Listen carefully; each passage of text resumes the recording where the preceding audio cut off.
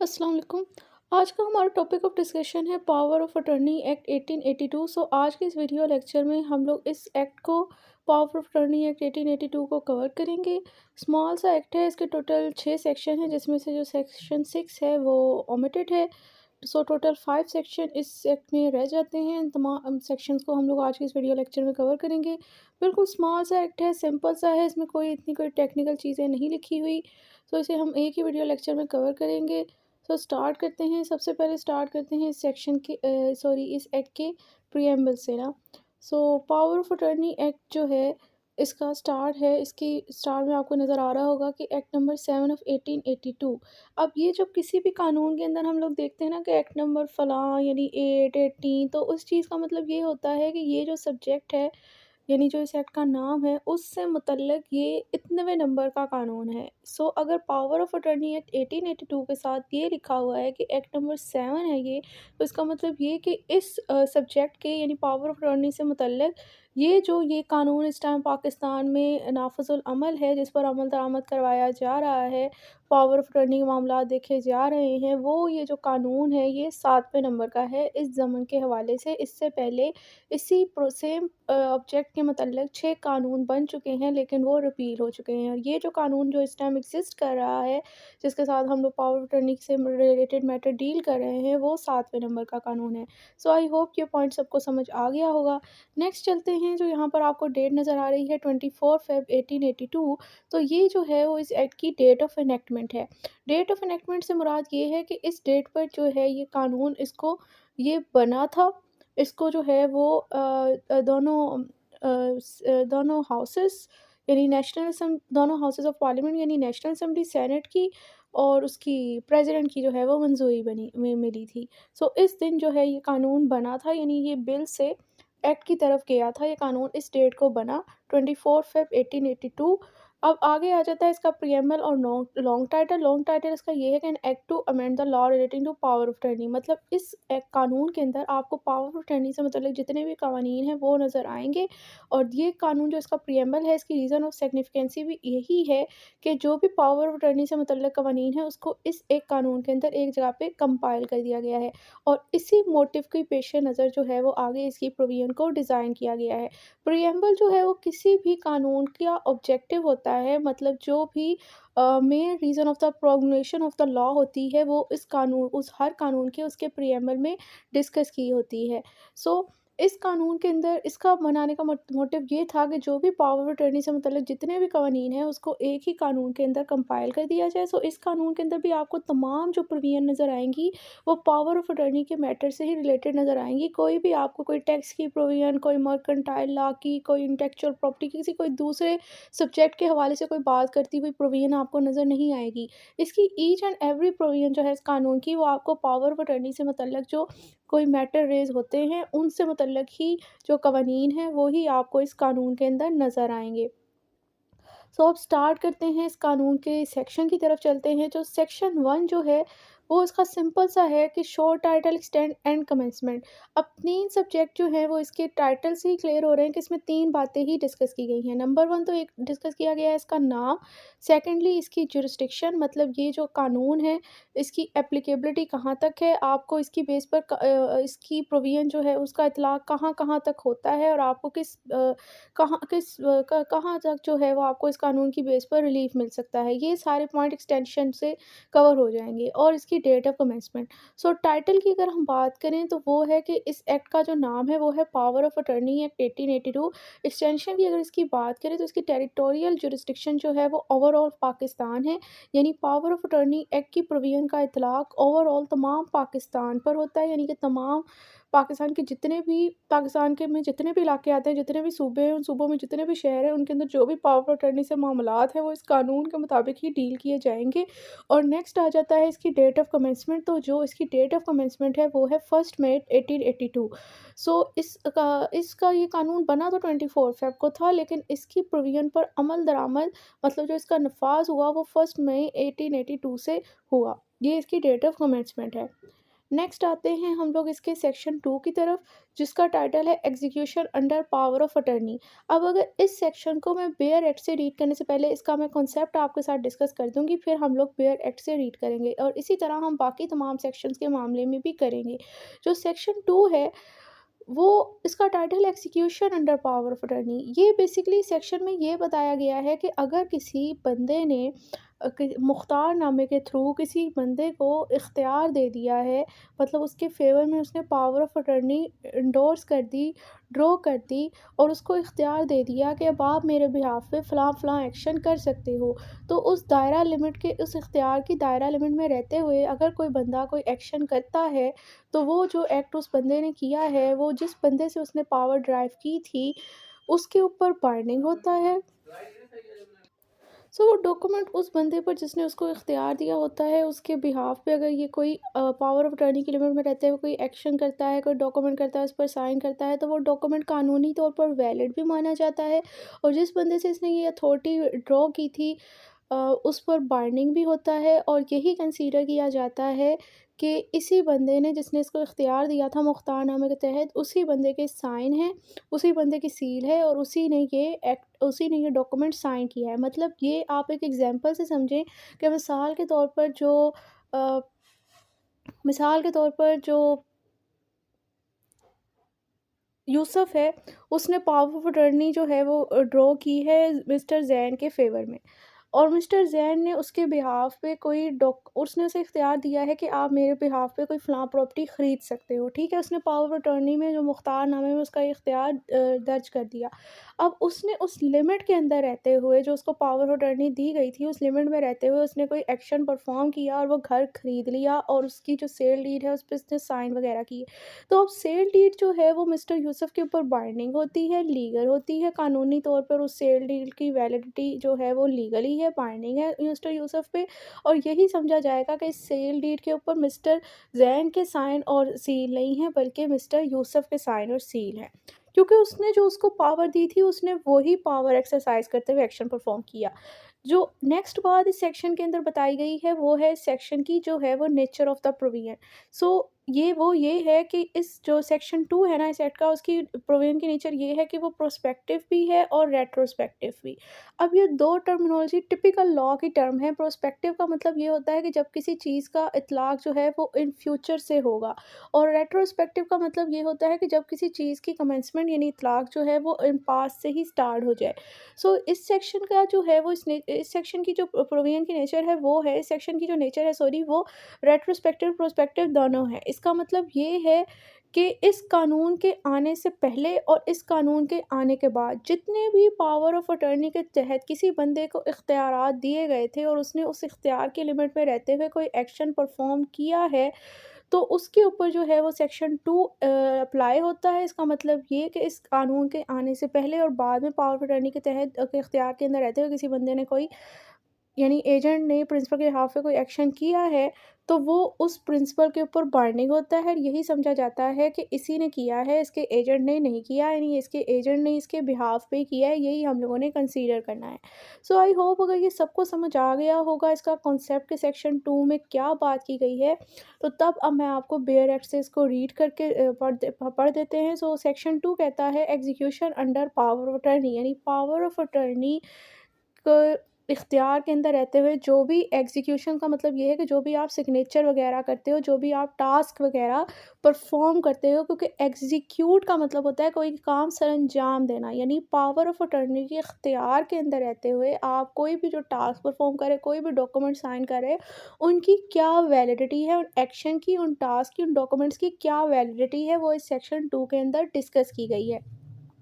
So concept तो मैं आपको समझा चुकी हूँ, बस अब बेयर एट से रीड करना ही रह गया है। सो हम इसे स्टार्ट करते हैं। सो सेक्शन 2 कहता है the donee of a power of attorney. अब यहाँ पर जिस पर्सन के फेवर में पावर ऑफ अटर्नी ड्रॉ की गई है ना, उसको उन्होंने एजेंट का लफ्ज़ यूज़ नहीं किया लॉ में, उसके लिए उन्होंने डोनी का वर्ड किया हुआ है। मतलब उसके फेवर में जो है वो ये मुख्तारनामा ड्रॉ किया गया है। सो वो कह रहे हैं जिसके फ़ेवर में मुख्तारनामा ड्रॉ किया गया है, वो जो डोनी है, मे इफ़ ही थिंक फिट, अगर उसकी डिस्क्रिशनरी पावर है कि अगर वो बेहतर समझता है तो वो क्या कर सकता है, execute or do any assurance instrument or thing in and with his own name and signature and his own seal where sealing is required by the authority of the donor of the power। सो वो कह रहे हैं कि जो भी जिसके favour में मुख्तारनामा draw किया गया है, वो जिस बंदे ने वो मुख्तारनामा उसके फेवर में ड्रॉ किया हुआ है, उसकी अथॉरिटी जो उसने उसे दी है उस लिमिट में रहते हुए अगर उसे बेहतर लगता है, वो समझता है, तो वो उस अथॉरिटी की लिमिट में रहते हुए उस डोनर के बिहाफ पे कोई भी डॉक्यूमेंट जो है वो साइन कर सकता है, नहीं एग्जीक्यूट कर सकता है, कोई भी एक्शन वगैरह वो परफॉर्म कर सकता है और अपनी सील भी लगा सकता है अगर उसे लगता है कि लगानी चाहिए। And every assurance instrument I think so executed and अब जो भी एक्शन परफॉर्म किए हैं इस पावर ऑफ अटॉर्नी के लिमिट में रहते हुए अपने डोनर के बिहाफ पे, मतलब जिसने उसके फेवर में मुख्तारनामा ड्रॉ किया था उसके बिहाफ पे उस लिमिट में रहते हुए इसने जो भी एक्शन ये परफॉर्म किए हैं, टास्क किए हैं, कोई भी डॉक्यूमेंट्स वगैरह साइन किए, उस पर सील लगाई है, उसकी कानूनी हैसियत क्या होती है। तो मैंडेटरी प्रोविजन को तो लिखा हुआ है shall be as affected in law.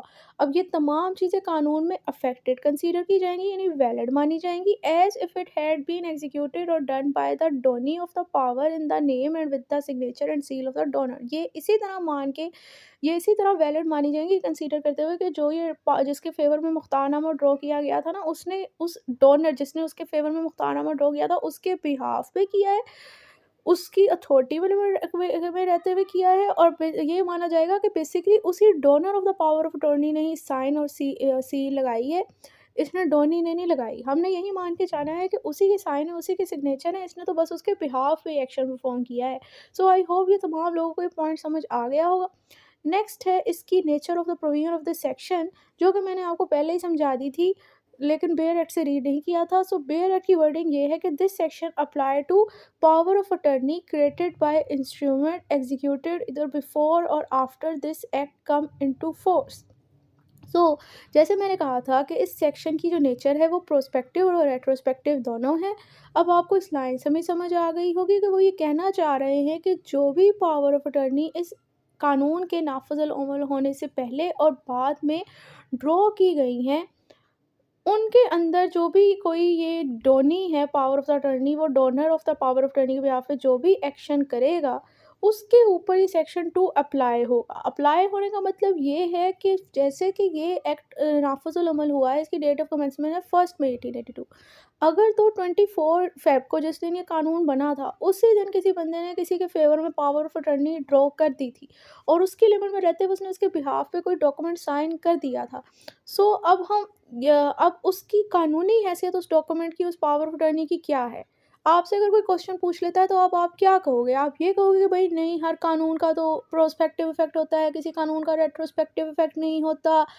सो भई वो क अभी तो ये कानून नाफ़िज़ुल अमल हुआ ही नहीं था, इसीलिए जो एक्शन उसने किया है donee of the power attorney ने वो इनवैलिड है क्योंकि अभी ये कानून नाफ़िज़ुल अमल ही नहीं हुआ था। तो फिर आपका आंसर बिल्कुल गलत होगा क्योंकि आपने सेक्शन 2 को क्लियरली पढ़ा ही नहीं था। सेक्शन 2 में ये बता दिया गया है कि ये जो है ना, उसका रेट्रोस्पेक्टिव इफ़ेक्ट भी है इस सेक्शन 2 का। इसका मतलब ये कि अगर 24 फ़ेब को किसी के फ़ेवर में पावर ऑफ अटॉर्नी ड्रॉ हुई थी और उसने उसकी लिमिट में रहते हुए कोई एक्शन परफ़ॉर्म किया है डोनिंग ऑफ द पावर अटर्नी ने, तो वो वैलिड माना जाएगा और वो बाइंडिंग होगा donor of the power attorney भी। और हमने यही मानकर चलना है कि उसी ने उसे इख्तियार दिया था क्योंकि इसका जो नेचर है सेक्शन 2 की वो रेट्रोस्पेक्टिव भी है along with the prospective. So I hope ये पॉइंट अब सबको अच्छे से समझ आ गया होगा। अब नेक्स्ट चलते हैं सेक्शन 3 की तरफ, जो कि बेसिकली सेक्शन 2 की ही को ही मज़ीद उन्होंने आगे कंटिन्यू किया हुआ है एक सिचुएशन के लिहाज से। क्योंकि जब भी आप लोग किसी चीज़ को पढ़ रहे होते हैं तो आपके माइंड में बहुत सारे क्वेश्चन जो है वो रेज़ हो जाते हैं। लाइक सेक्शन 2 को जब आपने पढ़ा तो उसको पढ़ते हुए बहुत सारे लोगों के माइंड में ये क्वेश्चन रेज़ हो रहा होगा कि अच्छा ठीक है, उसने उसको इख्तियार दे दिया था और उसने उस इख्तियार की लिमिट में रहते हुए कोई मुख्तारनामे के इख्तियार के लिमिट में रहते हुए कोई एक्शन परफॉर्म कर दिया, ठीक है, वो donor of the power attorney पर वैलिड भी माना गया और बाइंडिंग भी हो गया। लेकिन क्या हो कि अगर वो ये इख्तियार वापस ले ले और जो donee of the power of attorney है वो कोई एक्शन परफॉर्म कर दे, तो फिर अब उस एक्शन की क्या कानूनी हैसियत होगी? क्या अब भी वो still donor of the power of attorney के ऊपर बाइंडिंग होगा? या नहीं होगा? तो इसका आंसर आपको सेक्शन 3 ऑफ दिस एक्ट में बताया गया है, जहाँ पर ये मेंशन किया गया है कि अगर जो donor of the power of attorney है, अब डोनर और डोनी से आपके माइंड में कॉन्सेप्ट अच्छे से क्लियर होना चाहिए कि donor of the power of attorney से मुराद वो है जिसने मुख्तारनामा लिखा, ड्रॉ किया, और donee of the power of attorney वो है जिसके फेवर में ये मुख्तारनामा ड्रॉ किया गया। सो सेक्शन 3 में ये सिचुएशन डिस्कस की गई है कि जो donor of the power of attorney है उसने मुख्तारनामा ड्रॉ तो किया था उसके donee of the power of attorney के फेवर में, लेकिन उसकी डेथ हो गई, वो अनसाउंड हो गया, वो लुनेटिक हो गया, वो बैंकरप्ट हो गया, वो इंसॉल्वेंट हो गया, या उसने जो उसको इख्तियार दिया था उसने इन वजूहात की वजह से, डेथ, इंसॉल्वेंट और बैंकरप्ट होने की वजह से पावर ख़त्म हो गई, या फिर उसने वो इख्तियार वापस ले लिया। लेकिन मिसहैप ये हुआ कि जो donee of the power of attorney है, मतलब जिसके फेवर में ये मुख्तारनामा ड्रॉ किया गया था, उसको इन सारी चीज़ों की कोई नॉलेज नहीं थी, और इस फैक्ट से अनअवेयर होते हुए कि जो actual donor of the power of attorney है जिसने उसे इख्तियार दिया था, वो बैंकरप्ट हो गया, इंसॉल्वेंट हो गया, लुनेटिक एंड साउंड हो गया है, और जो है वो उसने उससे इख्तियार वापस ले लिए हैं, उसकी नॉलेज का इल्म ना रखते हुए उसने कोई इस मुख्तारनामे की लिमिट में रहते हुए कोई एक्शन परफॉर्म कर दिया। तो अब उसने वो जो एक्शन परफॉर्म किया है इस नॉलेज से अनअवेयर होते हुए कि ये बन गया है, और गुड फेथ में परफॉर्म किया है या कोई पेमेंट वगैरह कर दी है, तो अब ये एक्शन उसका गुड फेथ में है और उसको इस चीज़ की नॉलेज नहीं है कि मुझसे पावर वापस ले ली गई है।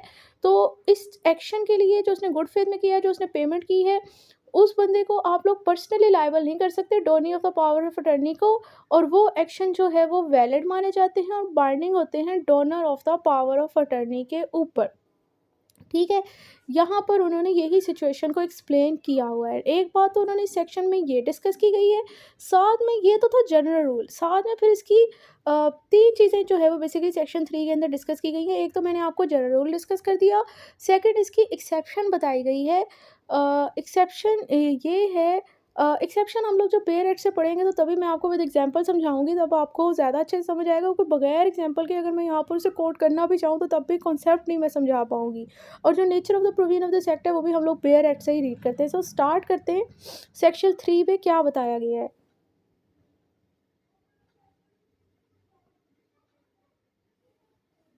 सेक्शन 3 के अंदर क्या बताया गया है? सो सेक्शन 3 ये कहता है, any person making or doing any payment or act in good faith in pursuance of a power of attorney. ठीक है, यहाँ पर आपको इस सिंगल लाइन में ये तो समझ आ रहा है कि कोई भी एनी पर्सन से मुराद वही है, मतलब जो donee of the power attorney है, उसको उसके फेवर में पावर ऑफ अटर्नी ड्रॉ की गई थी और उसकी लिमिट में रहते हुए उसने कोई पेमेंट कर दी, कोई एक्शन गुड फेथ में कर दिया, तो वो बंदा shall not be liable in respect of the payment or act by reason that. तो उस बंदे को जो उसने पेमेंट की है या कोई भी एक्शन तो उसने गुड फेथ में किया है, उसके लिए उसे लायबल नहीं कर सकते, पर्सनली लायबल नहीं कर सकते। कब नहीं कर सकते? उसके लिए उन्होंने कंडीशन प्रेसिडेंट लिखी हुई है कि कब उसे पर्सनली लायबल नहीं कर सकते। सो कह रहे बिफोर द पेमेंट और at the donor of the power of attorney had died और बिकम लुनेटिक और अनसाउंड माइंड और बैंकरप्ट और इंसॉल्वेंट। अच्छा, अगर आपको सेक्शन 11 है शायद कॉन्ट्रैक्ट एक्ट का, जो कि कहता है कि इन सारी कंडीशन के अंदर जो है वो सेक्शन 10 जो है वो कॉन्ट्रैक्टेड का, वो कहता है कि कॉन्ट्रैक्ट के एसेंशियल में है कि कोई दोनों पार्टीज़ आपस में कॉम्पिटेंट होनी चाहिए, और अगर पार्टी कॉम्पिटेंट ना हो तो वो फिर कॉन्ट्रैक्ट वैलिड नहीं माना जाता। ठीक है? तो अगर अब ये देखें लुनेटिक, अनसाउंड माइंड और बैंकरप्ट हो गया है, उसकी डेथ हो गई वो बंदा, तो वो उस कॉन्ट्रैक्ट को वो अब परफॉर्म नहीं करवाया जा सकता ना, जो ये पावर ऑफ अटर्नी है वो परफॉर्म नहीं करवाई जा सकती। लेकिन वो कह रहे हैं कि जो donor of the power of attorney है उसके साथ ये बन चुका है, वो इंसॉल्वेंट हो गया, बैंकरप्ट हो गया, अनसाउंड लुनेटिक हो गया है, उसकी डेथ हो गई है, या उसने अपनी पावर जो है उसको दी हुई थी उसने वो वापस ले ली, रिवोक्ट कर ली, और ये जो फैक्ट है उसकी डेथ का, लुनेंसी का, अनसाउंडनेस ऑफ माइंड का, बैंकरप्सी का, इंसॉल्वेंसी का और इवेक्शन का was not at the time of payment or act no. अब जिस टाइम उसने वो पेमेंट की, story of the power attorney ने उसने एक्शन परफॉर्म किया इसके बिहाफ पे, उसको नहीं पता था कि ये सब कुछ हो गया है, पर उसने वो कर दिया, गुड फेथ में एक्ट किया, गुड फेथ में पेमेंट की। इस फैक्ट से अनअवेयर होते हुए कि जो पावर ऑफ अटर्नी का डोनर है उसकी डेथ हो गई लुनेटिक, अब उस एक्शन के लिए अब इस donee of the power of attorney को आप पर्सनली लायबल नहीं कर सकते, इसके खिलाफ कोई भी एक्शन नहीं लिया जा सकता। ये इस सेक्शन के अंदर बताया गया है। अब साथ ही अगर इसकी एक्सेप्शन है कि अगर तो उस बंदे को पता हो कि ऐसा हो चुका है, फिर भी जानते बूझते हुए अगर वो ये काम कर लेगा, तो फिर ये कंडीशन प्रेसिडेंट पूरी नहीं होगी उसको इम्यूनिटी प्रोवाइड करने की, अब आप उसको पर्सनली लायबल कर सकते हो। पर्सनली लायबल ना करने के लिए ये कंडीशन प्रेसिडेंट का पूरा होना ज़रूरी है कि इसका एक्शन गुड फेथ में हो, पेमेंट भी गुड फेथ में हो, और उसको ना मालूम हो ये एक्ट परफॉर्म करते वक्त कि ऐसा हो चुका है कि मेरी पावर रिवोक की जा चुकी है, या जिस बंदे ने मुझे पावर दी थी वो लुनेटिक हो गया है, उसकी डेथ हो गई है, वो अनसाउंड माइंड हो गया है। सो ये बात आपको समझ आ गई, लेकिन मैं आपको एक एग्जांपल के साथ इसको समझाऊंगी ताकि आपको अच्छे से इसकी अंडरस्टैंडिंग हो जाए। सो एग्जांपल इसकी ये है कि आप फ़र्ज़ कर लें, ओके, सो एग्जांपल इसकी ये है कि आप फ़र्ज़ कर लें कि जो मिस्टर यूसुफ है उसका है होलसेल का एक बिज़नेस, और या आप फ़र्ज़ कर लें उसका फूड चेन का कोई जो है वो वर्क है। मतलब आप फ़र्ज़ कर लें कि उसका एक कैफ़े है मिस्टर यूसुफ का, और उसकी बहुत सारी ब्रांचेस हैं। उसमें से एक ब्रांच जो है वो इसकी इस कैफ़े की, उसको उसका जो मैनेजर है जो उसके तमाम अफ़ेयर को मैनेज कर रहा है वो है मिस्टर ज़ैन। मतलब अकाउंट्स भी वही देखते हैं और बाकी पेमेंट्स वग़ैरह सारी ईच एंड एवरीथिंग जितना भी उसका है ना, उस ब्रांच को वही मैनेज कर रहे हैं, उसके मैनेजर हैं। तो उस बंदे ने उसके फ़ेवर में जो मिस्टर यूसुफ का जो एक्चुअल ये बिज़नेस है, उसने अपने इस मैनेजर यानी मिस्टर ज़ैन के फ़ेवर में एक मुख्तारनामा ड्रॉ किया हुआ है, जिसमें उन्होंने इसे इख्तियार दिए हुए हैं कि जो मेरी ये ब्रांच फ़लाँ है ना, लेट्स सपोज़ कर लें कि ब्रांच XYZ है, उसका उसने उसे इख्तियार दिया हुआ है कि सारे अफ़ेयर आपने ही मैनेज करने हैं, पेमेंट वग़ैरह भी आपने ही करनी है। अब होता ये है कि वो कुछ टाइम बाद उससे ये इख्तियार वापस ले लेता है, लेकिन और मिस्टर ज़ैन जो है वो उसके बिहाफ़ पे उसका इख्तियार जो था वो सारी पेमेंट्स वग़ैरह कर देता है। और मिस्टर यूसुफ ने उससे ये इख्तियार ले लिया था, लेकिन अभी ये चीज़ उसके नॉलेज में नहीं आई। अब बाद में अब उसे इस चीज़ की नॉलेज नहीं थी कि मुझसे ये इख्तियार वापस ले लिया गया है, उसने पेमेंट कर दी थी मिस्टर ज़ैन ने इसी उसके मिस्टर यूसुफ के बिहाफ़ पे, क्योंकि उसको ये तो यही था ना कि मेरे पास इख्तियार है कि मैंने सारे अफ़ेयर इस ब्रांच के डील करने हैं। अब बाद में जब पेमेंट वो कर लेता है, उसे पता चलता है कि ऐसा हो गया है।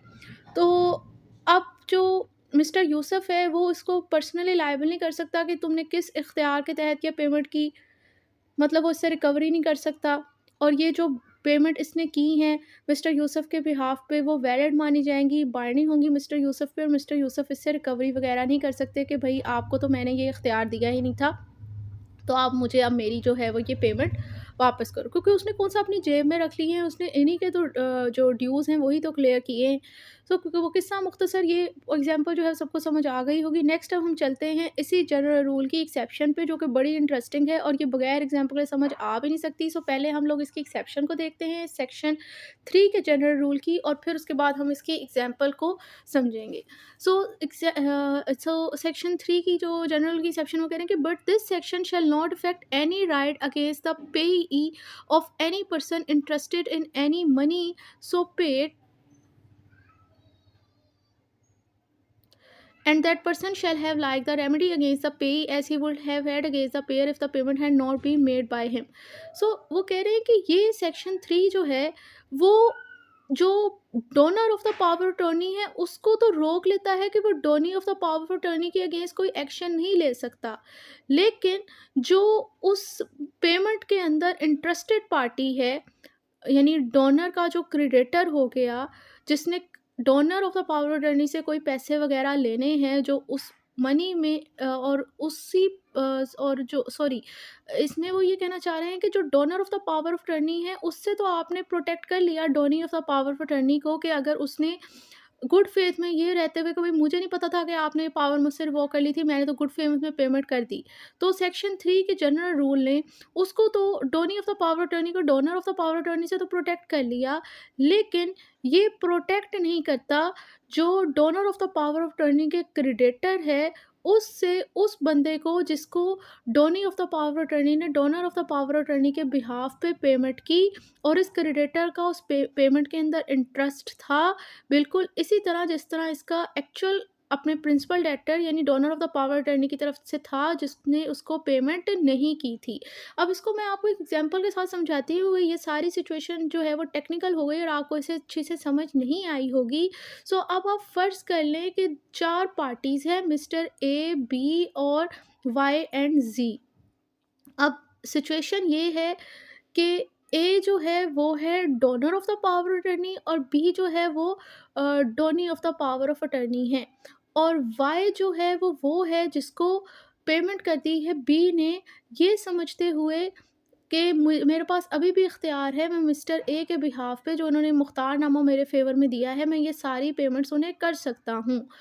तो वो भी मिस्टर वाई भी मिस्टर ए के क्रेडिटर थे और उन्होंने इसको पेमेंट कर दी। लेकिन जो मिस्टर ज़ेड हैं, वो भी तो क्रेडिटर हैं, वो भी पेमेंट लेना चाहते हैं। तो अब मिस्टर ए तो मिस्टर बी के खिलाफ कोई एक्शन नहीं ले सकता, लेकिन जो मिस्टर ज़ेड हैं, वो मिस्टर वाई के अगेंस्ट एक्शन ले सकते हैं। अगर अभी भी समझ नहीं आई तो इसे थोड़ा प्रैक्टिकल और ले जाते हैं। आप इसको एक प्रैक्टिकल एग्ज़ाम्पल से समझें। फ़र्ज़ करें कि मिस्टर ज़ैन जो हैं वो जो मैनेज कर रहे हैं वही कैफ़े का बिज़नेस मिस्टर यूसुफ़ का। मिस्टर यूसुफ़ का जो है वो एकदम सडनली बैंकरप्ट हो जाते हैं और अब उन जो कि वो बैंकरप्ट हो गए हैं तो उनके जितने भी क्रेडिटर हैं उन्होंने उनसे पेमेंट लेनी है। जिसमें एक मिस ज़ैनब हैं, उन्होंने इनसे पेमेंट लेनी है, उन्होंने उसके मिस्टर यूसुफ़ ने उनकी अमाउंट देनी है। तो अब वो उनसे तकाज़ा करती हैं कि आप मेरे ड्यू क्लियर करें क्योंकि आपने मुझसे काफ़ी सारे जो है अमाउंट लेके अपने इस बिज़नेस में लगाई हुई है। अब मिस्टर यूसुफ जो है वो ने इख्तियार अपने जो मैनेजर था मिस्टर ज़ैन उसको उन्होंने ये इख्तियार वापस लिया हुआ था कि वो उनके बिहाफ़ पे भी कोई पेमेंट नहीं कर सकता। लेकिन मिस्टर ज़ैन को नहीं पता था और जितने भी बिज़नेस की पेमेंट्स वग़ैरह करनी थी उसमें से एक पार्टी थी मिस फ़ातिमा थी। उन्होंने उनको पेमेंट वग़ैरह कर दी थी जिनसे मिस्टर यूसुफ जो है वो आप ये समझ लें कि अपने कैफ़े की ग्रोसरी और जो क्रॉकरी और उसके अलावा जो भी फूड आइटम्स वगैरह वो उनसे लेते थे, उनके स्टोर से आता था तो उनको पेमेंट करनी थी। उन्हें तो यही था कि भई मेरे पास इख्तियार है, मैं ही इस ब्रांच को चला रहा हूँ। तो उन्होंने मिस्टर यूसुफ के बिहाफ़ पे ये सारी पेमेंट कर दी मिस्टर फ़ातिमा को। अब सॉरी मिस फ़ातिमा को। अब मिस ज़ैनब कहती हैं कि आप मेरी भी पेमेंट क्लियर करें। तो अब इस सारे मामलात में उसको तो नहीं पता था कि मुझसे ये अथॉरिटी ली जा चुकी है क्योंकि वो बैंकरप्ट हो गया है मिस्टर यूसुफ, मिस्टर ज़ैन को नहीं पता था। उसको इम्यूनिटी हासिल है, उसके खिलाफ कोई एक्शन नहीं लिया जा सकता कि आपने किस इख्तियार में ये पेमेंट वगैरह की। लेकिन जो मिस ज़ैनब है उसके पास रेमेडी है कि वो एक्शन ले सकती है मिस्टर यूसुफ के अगेंस्ट भी और जो उनके बिहाफ़ पे जो पेमेंट हुई है मिस फ़ातिमा को उनके अगेंस्ट भी। क्यों? वो ये कह सकती हैं कि भई देखिए मैं कैसे मान लूँ कि ये गुड फेथ में ट्रांज़ैक्शन हुई है, हो सकता है ये आपस में मिले हुए सारों में मेलाफाइड ट्रांज़ैक्शन में हुई है। तो ये जो ग्राउंड उनको ये एक्शन लेने का प्रोवाइड करता है मिस ज़ैनब को वो सेक्शन 3 का ये सेकंड पैरा यानी प्रोविज़ो है जिसमें वो कह रहे हैं जिसमें उन्होंने बताया हुआ है कि ठीक है, donee of the power of attorney तो प्रोटेक्ट हो जाएगा, यानी मिस्टर ज़ैन तो प्रोटेक्ट हो गए कि उन्होंने तो एक्शन गुड फेथ में किया था, उन्होंने नॉलेज नहीं थी कि मिस्टर यूसुफ बैंकरप्ट हो गए। लेकिन जिस बंदे को पेमेंट की गई है ना donor of the power of attorney के बिहाफ़ पे, उस बंदे के अगेंस्ट जो रेमेडी है, उस बंदे की जिसका उस जो पेमेंट की गई है उसमें इंटरेस्ट है, जैसे कि मिस ज़ैनब भी तो क्रेडिटर है मिस फ़ातिमा की तरह, तो उनका भी इंटरेस्टेड है उस पेमेंट में। वो कहेंगे भई मेरे भी तो ड्यूज़ क्लियर करने थे, आप मेरी तरफ से पल्ला तो नहीं झाड़ सकते कि भई हम तो बैंकरप्ट हो गए हमारे, तो वो कहेंगे मेरा हेडेक नहीं है, आप मेरी पेमेंट क्लियर करें। तो इसलिए वो भी इनके खिलाफ एक्शन ले सकती हैं मिस फ़ातिमा के अगेंस्ट भी और इनके अगेंस्ट भी मिस्टर यूसुफ के अगेंस्ट भी, क्योंकि वो कह सकती हैं मैं कैसे मान लूँ, हो सकता है ये आपस में मिले हुए हों, ये इन्होंने कोई अपनी तरफ से डमी करैक्टर अपीयर कराया हो सकता है ये इन्हीं की ही फूड स्टोर हो। मैं इस बात को कैसे मान लूँ, ये ब मैलाफाइड ट्रांज़ैक्शन हो सकती है ताकि इन्हें मेरे ड्यूज़ ना क्लियर करने पड़ें। तो इसलिए वो इनके खिलाफ ये एक्शन ले सकती हैं। सो आई होप ये पॉइंट सबको अच्छे से समझ आ गया होगा। नेक्स्ट चलते हैं इस सेक्शन की नेचर की तरफ। तो इस सेक्शन की जो नेचर है वो प्रोस्पेक्टिव है, वो रेट्रोस्पेक्टिव नहीं है। सो कह रहे this section apply only to the payment and act made or done after this act come into force. So कह रहे हैं कि इस एक्ट के नाफुज़ुल अमल होने के बाद, कमेंसमेंट होने के बाद जो पेमेंट की जाती हैं पावर ऑफ अटॉर्नी की दायरा लिमिट में रहते हुए, ये सेक्शन सिर्फ़ और सिर्फ़ उन्हीं पेमेंट के ऊपर एप्लीकेबल होता है। सो अगर इसको भी एक एग्जांपल से समझूँ, सो लेट्स सपोज़ अगर 24 फ़ेब को कोई पावर ऑफ अटॉर्नी हुई और उसके बिहाफ़ पे अगर किसी donee of the power of attorney ने गुड फेथ में पेमेंट कर दी, इस फैक्ट से अनअवेयर होते हुए कि जिस बंदे ने मुझे इख्तियार दिया था वो तो बैंकरप्ट हो गया या उसकी डेथ हो गई। तो अब हम वो कहता है कि भाई देखें भाई मैं तो सेक्शन 3 के तहत प्रोटेक्टेड प्रोटेक्टेड हूँ, मैंने तो गुड फेथ में किया है, तो हम कहेंगे ठीक है भई, आप प्रोटेक्टेड हो तो हो, लेकिन आप कहेंगे नहीं भई, आप प्रोटेक्टेड नहीं हो, क्योंकि ये जो सेक्शन 3 की नेचर है ना इस सेक्शन की, वो ये है कि वो प्रोस्पेक्टिव है। तो आप तब प्रोटेक्टेड होते जब ये 1 मई के बाद अगर आपको कोई पावर ऑफ अटॉर्नी आपके फ़ेवर में ड्रॉ होती और आप तब कोई पेमेंट करते, तब आप प्रोटेक्टेड होते, गुड फेथ में अगर आप कोई पेमेंट करते। अभी ये एक्ट नाफिज़ुल अमल नहीं हुआ और उससे पहले की आपने ये पेमेंट कर दी है अपनी पावर ऑफ अटॉर्नी के लिमिट में रहते हुए, सो अभी आप प्रोटेक्टेड नहीं हो। सो ये सेक्शन 3 था। आई होप ये भी सबको अच्छे से समझ आ गया होगा। सेक्शन 4 बेसिकली इस बात से डील करता है कि जो भी पावर ऑफ अटॉर्नी ड्रॉ की होती है ना, donor of the power attorney ने, उसके ऊपर ये ऑब्लिगेशन है कि उसने ये जमा भी करवानी होती है हाई कोर्ट में। और इसके अलावा जब ये जमा करवा देता है तो जो भी कोई बंदा उसकी कॉपी लेना चाहता है तो वहाँ से उसकी कॉपी वगैरह ले सकता है, इसकी इंस्पेक्शन कर सकता है। बाकी जमा करवाने पे और उसकी कॉपी लेने के लिए क्या प्रोसीजर है, क्या फ़ीस वगैरह लगेगी, वो हाई कोर्ट की ज़िम्मेदारी है कि उसने प्रोविंशनल गवर्नमेंट की अप्रूवल के साथ इसके हवाले से रूल्स एंड रेगुलेशन बनाने होते हैं। इस सेक्शन के अंदर इसके अलावा और कोई टेक्निकल बात नहीं डिस्कस की गई। रफ सा ये सेक्शन है, सो इसे हम रीड करते हैं। सो वो कह रहे हैं कि any instrument creating a power of attorney, मतलब जिस डॉक्यूमेंट के थ्रू जो है पावर ऑफ अटॉर्नी ड्रॉ की गई है, मतलब बेसिकली मुख्तारनामे की बात हो रही है कि जो मुख्तारनामा होता है ना, उसकी कि ये हुआ है, उसकी एग्जीक्यूशन को, कि यानी ये पार्टीज़ के दरमियान साइन वगैरह हुआ है, परफॉर्म हुआ है, उसको आपने वेरीफाई करना है किसी बयान हल्फी के साथ या किसी डिक्लेरेशन के साथ और किसी दूसरे एविडेंस के साथ। और फिर उसके बाद आपने ये जमा करवा देना है हाई कोर्ट में, जिसकी लोकल लिमिट ऑफ जुरिस्डिक्शन के अंदर ये इंस्ट्रूमेंट हुआ। इसका मतलब ये है कि जिस जगह की पार्टी वो रह रही हैं और उन्होंने जिस जगह पे ये किया है, मतलब लाहौर के अंदर अगर उन्होंने ये कोई वो मुख्तारनामा किया है तो उसी लाहौर की ही हाई कोर्ट की लोकल लिमिट ऑफ जुरिस्डिक्शन में हुआ है, तो उन्होंने उसी जगह उसी हाई कोर्ट में, फिर यानी कि लाहौर के हाई कोर्ट में ही ये मुख्तारनामा जमा करवा देना है along with the affidavit and sufficient evidence and declaration में से कोई एक चीज़, ये वेरीफाई करने के लिए कि भई वाक़ई हमारे दरमियान ये मुख्तारनामा हुआ है, ये जेन्युइन है, ये डूबियस नहीं है। डूबियस का मतलब होता है कि ये फेक नहीं है। प्लस क्लाउज़ बी कहता है कि सेपरेट फाइल ऑफ इंस्ट्रूमेंट्स और डिपॉजिटेड शैल बी कीप्ड, मतलब ये जो जमा करवाए जाएँगे ना मुख्तारनामे, इनका एक सेपरेट रिकॉर्ड रखा जाएगा। और कोई भी पर्सन जो है, any person may such that file and inspect every instruments or deposit and certified copy thereof shall be delivered. So वो ये कहना चाह रहे हैं कि जो भी बंदा इसकी इंस्पेक्शन करना चाहता होगा ना, वो इसके लिए अप्लाई कर सकता है और फिर सर्टिफाइड कॉपी जो है वो उसकी रिक्वेस्ट पर इसको प्रोवाइड की जा सकती है। क्लाउस ये कहता है कि जो मुख्तारनामा है, इसकी कॉपी जो भी ऑफिस में प्रेजेंट की जाएगी ना, उस पर स्टैंप लगाया जाएगा और उसको ये मार्क कर दिया जाएगा कि ये सर्टिफाइड कॉपी है। और जब इसको मार्क इस पर लगा दिया जाएगा, उसके ऊपर स्टैंप लगा दी जाएगी, तो ये सर्टिफाइड कॉपी बन जाएगी। और क्लाउस डी ये कहता है कि जो इस मुख्तारनामे की सर्टिफाइड कॉपी जो है डिपॉजिट की जाएगी, so deposit shall without further proof be sufficient. अब अगर वगैरह बगैर किसी फर्दर प्रूफ के ये सफिशेंट एविडेंस होगी जो भी इस मुख्तारनामे के कंटेंट हैं उसके हवाले से, और इसको डिपॉज़िट किया जा सकता है हाई कोर्ट के अंदर।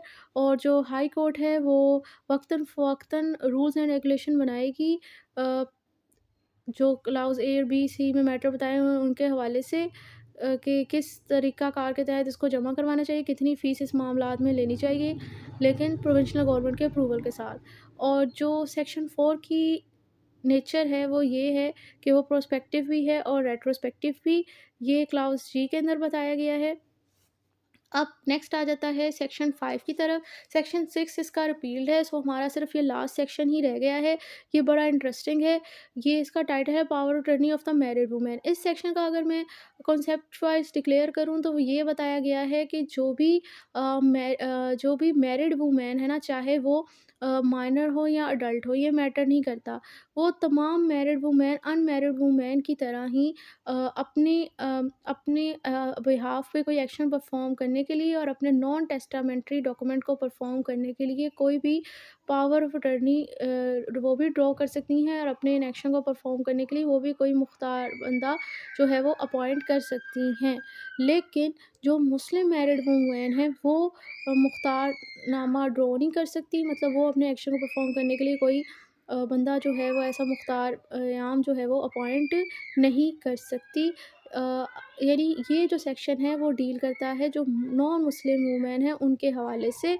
सो इसको देखते हैं। सो वो कहते हैं कि मैरिड वुमेन वेदर माइनर और नॉट, यानी जो मैरिड वुमेन है वो बेशक माइनर हो या ना हो, मतलब वो बेशक मेजर हो या माइनर हो, ये मैटर नहीं करता।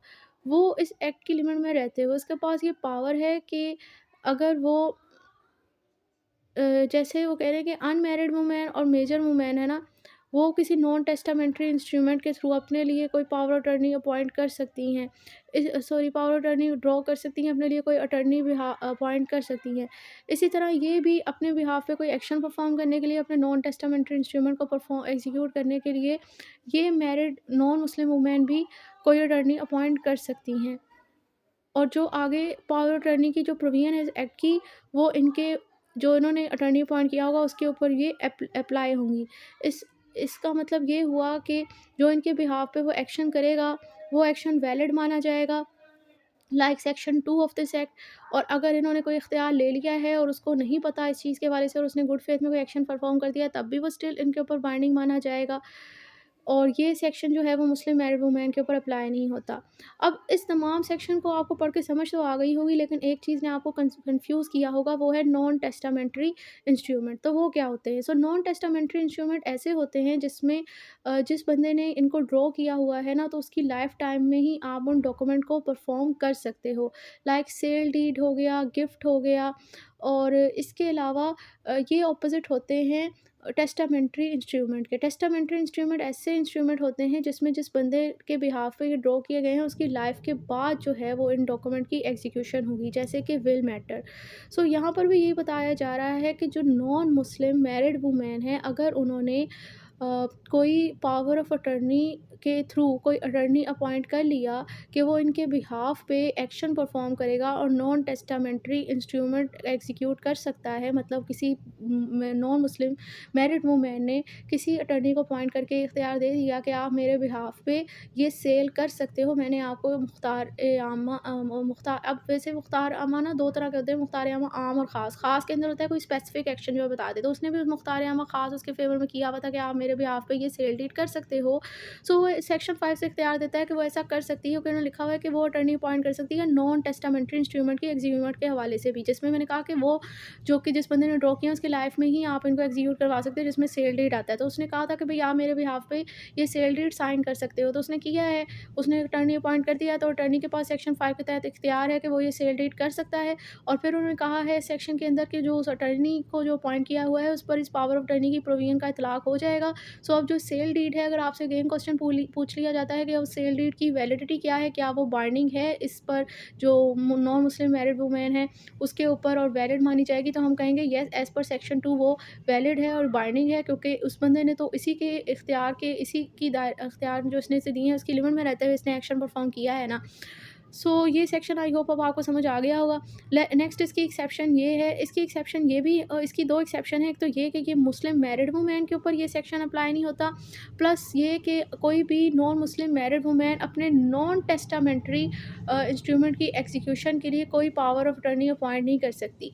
अब नॉन टेस्टामेंट्री इंस्ट्रूमेंट की परफॉर्मेंस के लिए कोई नहीं अपॉइंट किया जा सकता, तो इसके पीछे एक लॉजिक है और बड़ा डीप लॉजिक है। वो लॉजिक ये है कि भाई देखिए, नॉन टेस्टामेंट्री इंस्ट्रूमेंट ऐसे इंस्ट्रूमेंट होते हैं जिस बंदे ने ड्रॉ किया ना उसकी लाइफ के बाद उनकी एग्जीक्यूशन होनी है। सो अब अगर आपको पता है कि हमारे मुल्क में चाहे पूरी दुनिया में बल्कि औरत का जो है उन्हें वल्नरेबल ही कंसीडर किया जाता है, मतलब उन बेचारियों के साथ ना हर जगह पे ही ज़्यादती की जाती है, चाहे वो किसी भी मज़हब से ताल्लुक़ रखती हों। लेडी होना का ताल्लुक़ जो है किसी मज़हब के साथ नहीं है, उनको कमज़ोर ही कंसीडर किया जाता है। हालाँकि ख़ातून जो है वो कमज़ोर नहीं है, उनके साथ बहुत ज़्यादा नाइंसाफ़ियाँ की जाती हैं, चाहे उनका कोई भी रिलीजन हो। तो अगर आप ये राइट दे देते कि नॉन मुस्लिम मैरिड वुमेन की जो नॉन टेस्टामेंट्री डॉक्यूमेंट हैं वो भी उसका पावर ऑफ अटॉर्नी एग्जीक्यूट कर सकता है, तो उनकी डेथ के बाद टेस्टामेंट्री डॉक्यूमेंट्स जो है वो कोई भी उनके बिहाफ पे एग्जीक्यूट कर सकता है उनका पावर ऑफ अटर्नी, तो उनकी डेथ के बाद फेक पावर ऑफ अटर्नी बनने का रिवाज हो जाता। और ये कंसीडर कर लिया जाता कि भई ये फ़लाँ जो मेरी बहन है या फ़लाँ जो मेरी बीवी है, ये फ़लाँ चीज़ मेरे नाम पर कर गई थी, ये फ़लाँ एक्शन करने का इख्तियार मुझे दे गई थी। तो इसीलिए कानून में इस पर बाड़ लगा दी गई है कि वो अपने नॉन टेस्टामेंट्री इंस्ट्रूमेंट को तो परफ़ॉर्म करवाने के लिए पावर ऑफ अटॉर्नी अपॉइंट कर सकती हैं, लेकिन टेस्टामेंट्री इंस्ट्रूमेंट जो कि उनकी वफ़ात के बाद, उनकी लाइफ़ टाइम के बाद जिन डॉक्यूमेंट की एग्ज़ीक्यूशन होनी है, उनको परफ़ॉर्म करने के लिए वो पावर ऑफ अटॉर्नी अपॉइंट नहीं कर सकती। एक तरह से देखा जाए तो ये भी उनको प्रोटेक्ट करने के लिए ये ऐसा किया गया है, उनका कोई हक उनसे तलफ़ नहीं किया गया। ठीक है? सो आई होप ये विद कांसेप्ट आपको ये पॉइंट भी अच्छे से समझ आ गया होगा। प्लस जो है इसकी ये एक तो इसकी ये एक एक्सेप्शन है, सेकंड एक्सेप्शन इसकी ये है कि जो मुस्लिम मैरिड वूमेन है ना, वो as per section 5 of this act वो अपने नॉन टेस्टामेंट्री इंस्ट्रूमेंट को परफ़ॉर्म करने के लिए या किसी भी एक्शन को परफ़ॉर्म करने के लिए कोई attorney power of attorney draw नहीं कर सकती, अटॉर्नी को अपॉइंट नहीं कर सकती। ये बार सिर्फ़ मुस्लिम मैरिड वूमेन में इस कानून के सेक्शन 5 के तहत लगाई गई है।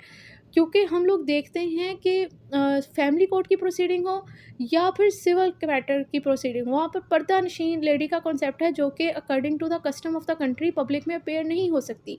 सो जो कि वो पर्दानशीन लेडी है तो इसलिए कानून ने उसे एग्जेम्पशन प्रोवाइड की होती है पर्सनल अपेयरनेस की। मतलब अगर वो किसी केस के अंदर गवाह वगैरह है तो वो नहीं आना चाहती, या जैसे हम लोग फैमिली मैटर में भी देखते हैं कि डिवोर्स की प्रोसीडिंग में वकील जो है वो इजाज़त ले लेते हैं जज से कि मेरी जो साइला हैं, मुवक्किला हैं, वो नहायत मुझसे शरीफ ख़ानदानी से ताल्लुक़ रखती हैं, तो लिहाज़ा वो नहीं आ सकती कोर्ट की प्रोसीडिंग में। तो सिर्फ़ उन्होंने एक दफ़ा बयान देने के लिए आना होता है और एक दफ़ा अपना जो दावा है दर्ज करवाने के लिए आना होता है, उसके अलावा उसने नहीं आना होता उस लेडी ने। बाकी सारी प्रोसीडिंग में जो उसका वकील है वही प्रेज़ेंट होता है, या उसने जिसके फ़ेवर में मुख्तारनामा दिया होता है, जो कि मेजॉरिटी उन्होंने फ़ादर के फ़ेवर में या भाई के फ़ेवर में ड्रॉ किया होता है, वही उनकी तरफ से प्रोसीडिंग के अंदर आते हैं। सो इसका मतलब ये है कि मैरिड जो मुस्लिम मैरिड वूमेन है, वो भी मुख्तारनामा से उसे बार नहीं है कि वो विथड्रॉ ही नहीं कर सकती, उसे हर जगह पे खुद ही आना पड़ेगा। उसके पास भी राइट है, वो भी मुख्तारनामा ड्रॉ कर सकती है और अपने बिहाफ़ पे किसी बंदे को प्रोसीडिंग के अंदर फैमिली या सिविल में भेजना चाहे तो वो भेज सकती है। इसके लिए गालबन जो है वो मुझे अब एज़ इट इज़ सेक्शन याद नहीं, लेकिन शायद फैमिली कोड एक्ट 1964 का सेक्शन 18 है, जिसमें मुस्लिम मैरिड वूमेन को पावर ऑफ अटॉर्नी का इख्तियार दिया गया है। और इसके अलावा गालबन सेक्शन 132 या 133 है, गालबन शायद सेक्शन 132 है सीपीसी का, जिसमें पर्दानशीन लेडी को कि जब वो प्रोसीडिंग में नहीं आना चाहती तो उसको पावर ऑफ अटॉर्नी का राइट दिया गया कि वो अपने बिहाफ़ पे किसी अटॉर्नी को भेज सकती है, अपॉइंट कर सकती है। सो आप सेक्शन कन्फर्म कर लीजिएगा, क्योंकि मुझे एज़ इट इज़ ये सेक्शन याद नहीं है, लेकिन मेरे ख़्याल से यही सेक्शन है या इसके करीब-करीब ही होंगे। सो नेक्स्ट वीडियो में हम लोग इंशाल्लाह नेक्स्ट लॉ को कवर करेंगे। उम्मीद करती हूँ कि ये सारा जो कानून जो आज हमने डिस्कस किया है, पावर ऑफ अटॉर्नी एक्ट 8082, ये तमाम स्टूडेंट्स को अच्छे से समझ आ गया होगा। अल्लाह हाफ़िज़।